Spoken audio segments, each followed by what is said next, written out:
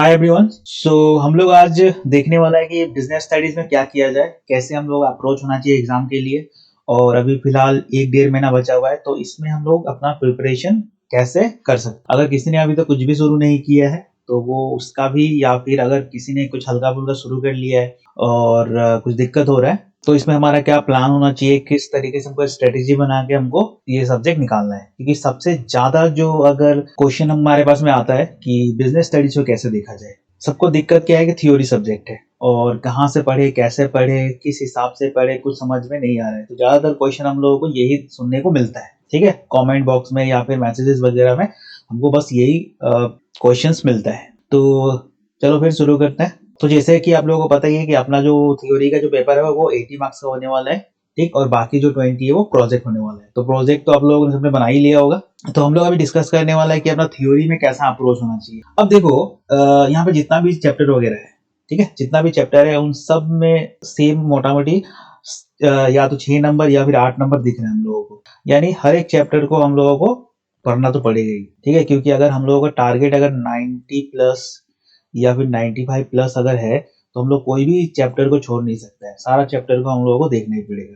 तो क्या अप्रोच होना चाहिए, हम लोगों को कैसे पढ़े, क्योंकि चैप्टर तो बहुत ज्यादा है, तो किस हिसाब से हम लोग पढ़े, तो वही हम लोग यहाँ पे देखने वाला है। तो देखो यहाँ पे सारा जितना भी चैप्टर है उन सब में मार्क्स एक जैसा ही है, ठीक है। किसी में 8 है या फिर किसी में 6 है, तो करना तो पड़ेगा, सारा चैप्टर चैप्टर करना तो पड़ेगा।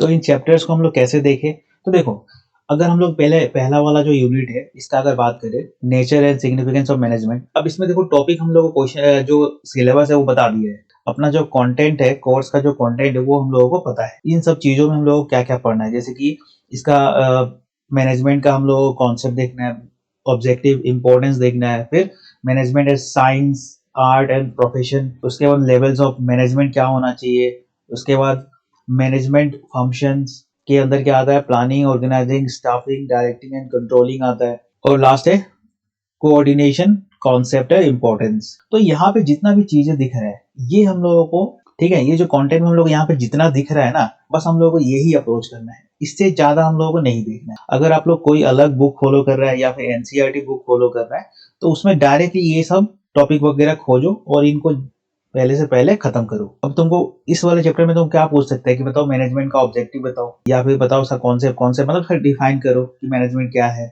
या फिर तुमको पूछ सकते हैं कि डिफाइन करो लेवल ऑफ मैनेजमेंट में क्या क्या हो सकता है, या फिर मैनेजमेंट के फंक्शन क्या क्या है, ठीक है, या फिर तुमको अलग से बोलेगा कि बताओ प्लानिंग क्या है, कंट्रोलिंग क्या है। तो इस तरीके से जितना भी यहाँ पे टॉपिक दिख रहा है इन सब टॉपिक को हम लोगों को, वैसे ही अगर हम लोग ये प्रिंसिपल्स ऑफ मैनेजमेंट में चला जाए, तो यहाँ पे जो टॉपिक वगैरह दिख रहा है इन सब टॉपिक को हम लोगों को डायरेक्ट तैयारी करना है। उसके बाद देखो यहाँ पे बिजनेस एनवायरनमेंट। बिजनेस एनवायरनमेंट में क्या पूछ सकता है हम लोग, इसका कॉन्सेप्ट पूछ सकता है, इसका इंपॉर्टेंस। उसके बाद में डायमेंशन ऑफ बिजनेस एनवायरनमेंट। अब कौन कौन से डायमेंशन है बिजनेस एनवायरनमेंट में, हम लोग क्या क्या ध्यान देना पड़ता है। डायमेंशन तो वही कि क्या क्या ध्यान देना पड़ता है, तो जैसे कि इकोनॉमिक चीजें हम लोग को देखना पड़ेगा, social, technology, political and legal, क्या क्या चीजें हो सकता है बिजनेस एनवायरनमेंट के अंदर, ठीक। उसके बाद में economic environment in business in India, ठीक। उसके बाद में डिमोनेटाइजेशन क्या था, उसका कॉन्सेप्ट क्या है, फीचर है, क्या चीज हुआ था ये डिमोनेटाइजेशन, क्या चीज है, ठीक है। उसके बाद प्लानिंग आ जाता है। प्लानिंग के अंदर वो क्या पूछ सकता है कि कॉन्सेप्ट बताओ कि प्लानिंग क्या है, इसका इंपॉर्टेंस क्या है, फीचर्स क्या है, लिमिटेशन क्या हो सकता है, और प्लानिंग का प्रोसेस जो है वो क्या होना चाहिए हम लोगों का। उसके बाद में सिंगल एंड स्टैंडिंग प्लान्स, इसका ऑब्जेक्टिव बताओ, strategy, policy, procedure, method, rule, budget and programme, ठीक है। तो इस हिसाब से हम लोगों को ये जो कंटेंट है वो हम लोगों को पहले से पता है। तो बस हम लोग अगर कंटेंट ही अगर ध्यान से देख लेना और ये जो कंटेंट है इसी को तैयारी करें पहले, तो हम लोग का मोटा मोटी काम आसानी से हो जाएगा। तो अप्रोच कैसे करना है, अगर मान लो हम, तुमको अप्रोच कैसे करना है, अब मान लो हम ये पहला चैप्टर उठा लिया, तो हमको क्या करना है, हमको सबसे पहले ये नहीं सोचना है कि हमको आज पूरा का पूरा ये चैप्टर खत्म करना है। हमको ये नहीं सोचना है कि पूरा का पूरा आज ही चैप्टर खत्म करना है। देखो होता क्या है कि अब जिसका भी प्रिपरेशन उतना अच्छा नहीं हो रखा है, ठीक है, अभी भी वो शुरुआत में स्ट्रगल ही कर रहा है, तो वो क्या करता है, जब भी पढ़ने बैठता है ना तो देखता है कि बुक तो इतना मोटा है, अभी हमको पूरा का पूरा बुक खत्म करना है। फिर वो किसी चैप्टर में जाता है, फिर वो सोचता है कि पूरा चैप्टर खत्म करना है, और इस हिसाब से हमारे पास 10-11 चैप्टर है, तो कैसे खत्म करें। देखो दिमाग को हम लोग अपने आप क्या कर रहे हैं, बोझ दे रहा है, एक बहुत ज्यादा बहुत बड़ा टारगेट दे रहा है। तो होता क्या है कि ए छोड़ो, कल से शुरू करेंगे, तो वो क्या हो रहा है, एक हम लोग चीजों को टालने लगता है। क्यों टालने लगता है? क्योंकि जो टारगेट है ना वो बहुत बड़ा है, ठीक है, टारगेट जो है बहुत बड़ा है और टाइम जो है वो बहुत कम है। तो हम लोग क्या करता है कि वो जो टारगेट है अपना उसको इग्नोर करने लगता है कि छोड़ो, कल कल देख लेगा। फिर कल जब आता है तो बोलता है क्या, कल कल देख लेगा, ठीक है। तो वो होता क्या है कि अपना जो प्रिपरेशन है वो होता ही नहीं है। हल्का फुल्का ऊपर नीचे जो भी है वो हम लोग देख के छोड़ छाड़ के एग्जाम में जाकर दे देता है। और एग्जाम पता ही है तुमका कैसे होने वाला है। क्या अप्रोच होना चाहिए तुम्हारा? अप्रोच ये होना चाहिए कि जब भी तुम बुक खोलो, अब मान लो तुम पहला चैप्टर में बैठा हुआ है, तो तुमको अभी बस ये सोचना है कि हमको अभी क्या करना है। हमको इसका बस कॉन्सेप्ट देखना है, इसका ऑब्जेक्टिव देखना है और इंपॉर्टेंस देखना है बस। अपना दिमाग को एक टारगेट दे दो, एक छोटा सा टारगेट दे दो। तो जितना ज्यादा तुम छोटा टारगेट देगा अपने दिमाग को, उतना ही हम लोग वो खुशी खुशी वो चीज करना चाहे। अब तुम डायरेक्ट सोच रहे हैं कि हम अभी का अभी आधा एक घंटा 2 घंटा में पूरा चैप्टर खत्म करके फिर नेक्स्ट चैप्टर में हम जाएगा, ऐसा नहीं होता है, वैसे नहीं होता है।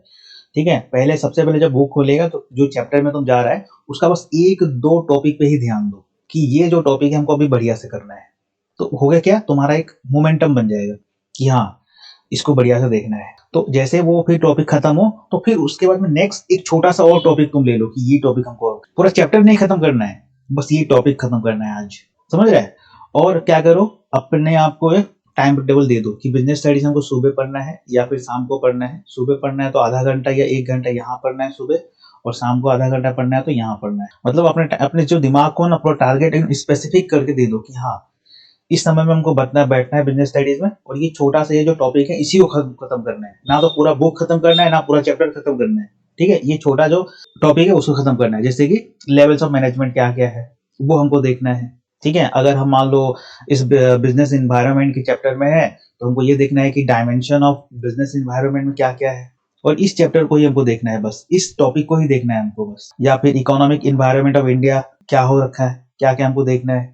तो अपने दिमाग को बस एक टॉपिक दो, चैप्टर नहीं देना, क्योंकि चैप्टर देगा तो क्या होगा, बहुत बड़ा लगता है कि इसको खत्म करने में बहुत समय लगेगा। तो होता है क्या, हम लोग एक्शन ही नहीं ले पा रहे हैं। जब टारगेट बहुत बड़ा होता है ना तो दिमाग हम लोग उसको चीज को टालने लगता है, एक्शन ही नहीं लेते हैं। समझ रहे हैं? और होता क्या है, उसमें मोमेंटम नहीं बनता। एक बार जब मोमेंटम बन जाएगा, तुम छोटा सा टारगेट अपने दिमाग को देगा कि ये कर लो एक बार, तो होता क्या है कि अपना जो दिमाग है वो प्रोसेस करने लगता है, एक मोमेंटम बन जाता है। तो इस हिसाब से हम लोगों को अप्रोच करना है। तो चलो देखते हैं फिर आगे क्या हम लोग का स्टेप्स होना चाहिए। अच्छा, आगे देखो कि किस हिसाब से हम लोगों को एग्जाम में क्वेश्चन पूछा जाता है। देखो, मार्क्स 1 मार्क्स का 6 क्वेश्चन तुमको पूछेगा, 6 नंबर। 2 मार्क्स का क्वेश्चन तुमको 4 क्वेश्चन पूछेगा जिसमें तुमको 8 हो जाएगा। 3 मार्क्स का 4 क्वेश्चन तुमसे पूछेगा, ठीक है। 3 मार्क्स का 4 क्वेश्चन तुमको पूछेगा। फिर 5 मार्क्स का 6 क्वेश्चन रहेगा और 8 मार्क्स का 3 क्वेश्चन रहेगा, ठीक है। तो इस हिसाब से तुम्हारा रहेगा। देखो अब इसमें क्या है, तुम्हारा 8 नंबर का भी क्वेश्चन है, 5 का भी है, 3 का भी है, 2 का भी है और 1 का भी है। तो इस हिसाब से हम लोगों को जाना है। तुमको बड़े बड़े जो क्वेश्चन है उसको भी तैयारी करना है, जो छोटा है उसका भी तैयार करना है। तो किसी भी चैप्टर को हम लोग छोड़ नहीं सकते। तो उस हिसाब से हमको रीड करना है कि हम बड़ा क्वेश्चन को भी अटेम्प्ट कर सके और छोटा को भी अटेम्प्ट कर सके। तो अपना स्टेप्स क्या होना चाहिए, किस हिसाब से हम लोग फॉलो करें अपना सिलेबस को। देखो सबसे पहले क्या होना चाहिए कि अगर तुम एनसीईआरटी बुक फॉलो कर रहे हैं या फिर तुम कोई अलग कोई प्रिस्क्राइब टेक्स्ट बुक ले रखा है, पूनम गांधी ले रखा है या फिर कोई और बुक ले रखा है, तो किसी एक ही बुक को फॉलो करो, ठीक है। सिर्फ किसी एक बुक को ही फॉलो करो। अगर एनसीईआरटी है तो एनसीईआरटी लेके चलो, या फिर कोई पूनम गांधी बुक ले रखा है तो कोई उसी को लेके चलो आगे।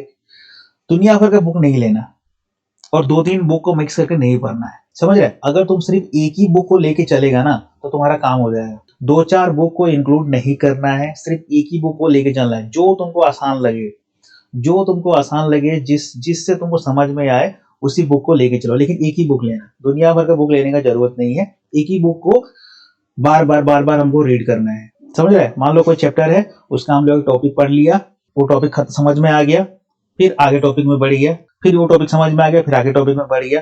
अब हम लोग नेक्स्ट दिन जब आएगा ना, इन जो टॉपिक जो हमारा हो गया है इसको एक बार बस देख लेना, ठीक है। एक बार बस देख लेना कि ये क्या क्या था, लास्ट क्लास हम लोग क्या क्या थोड़ा सा देखा था।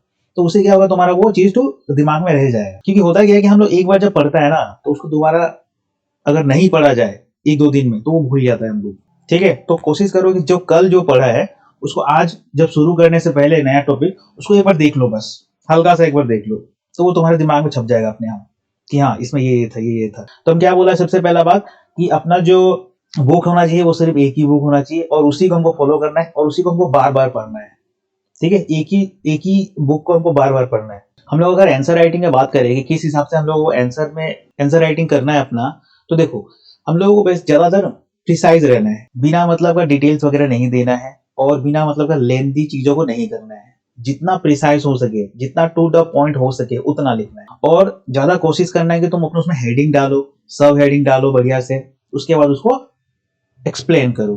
पहले तुम्हारा एक कुछ हेडिंग होना चाहिए, ठीक है, बढ़िया से उसको अंडरलाइन किया, फिर उसको एक्सप्लेन करो। तो ये एक अप्रोच होना चाहिए। दुनिया भर का बिना मतलब का अगर अगर उसका पॉइंट बना के तुम अगर लिख रहे हैं, ठीक है, पॉइंट बना दिया, उसका हेडिंग दे के लिख दिया, वो सबसे बढ़िया अप्रोच रहता है। ना कि तुम उसका पैराग्राफ में लिखो, ठीक है। पैराग्राफ में क्या होता है, वो लेंदी लगता है और उसमें लगता है कि बिना मतलब हम लोग डिटेल वगैरह डाल दिए। तो जितना हो सके उसका पॉइंट वाइज लिखो तुम और उसका हेडिंग वगैरह करते जाओ, समझ रहे हैं। और हो सके तो अगर कुछ समझ में नहीं आ रहा है तो उसमें एग्जाम्पल डाल दो, कोई एक टॉपिक है उसका एग्जाम्पल एक अपना हिसाब से भी तुम बना के डाल सकते हैं। अगर बुक में है तो बुक से पढ़ के भी तुम डाल सकते। प्रीवियस क्वेश्चन पेपर देखना बहुत जरूरी है, कम से कम 3 से 5 साल, ठीक है, 5 साल कोशिश करो कि 5 साल का क्वेश्चन पेपर देख के जाओ। का टॉपिक वगैरह पढ़ लो, जितना भी तुम्हारा सिलेबस में जो भी टॉपिक वगैरह है पढ़ लो। उसके बाद कम से कम 5 साल का पेपर एक बार देख लो कि कौन कौन सा क्वेश्चन किस हिसाब से पूछा गया है। अगर टाइम है तो क्वेश्चन पेपर जरूर करना,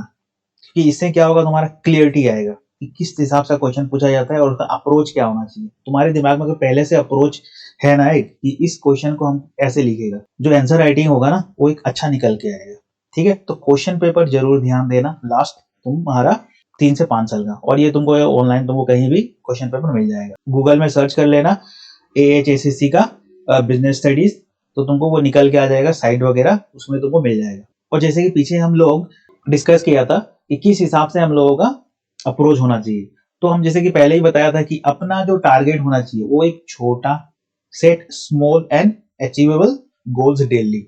डेली तुम्हारा वही टारगेट होना चाहिए कि एक टॉपिक उठाया उसको पढ़ लिया, ठीक, नेक्स्ट डे फिर से दूसरा एक टॉपिक उठाया चैप्टर का, पढ़ लिया उसको। तुम्हारे दिमाग में बस टॉपिक होना चाहिए, ना कि चैप्टर होना चाहिए, समझ रहा है। जब तक तुम टॉपिक पे नहीं आएगा, किसी स्पेसिफिक किसी पर्टिकुलर टॉपिक पे तुम नहीं आएगा, तब तक तुम्हारे लिए वो बहुत बड़ा गोल रहेगा, समझ रहे हैं। तुमको लगेगा कि अरे वो पूरा का पूरा चैप्टर खत्म करना है, फिर पूरा बुक खत्म करना है, ऐसे नहीं करना है।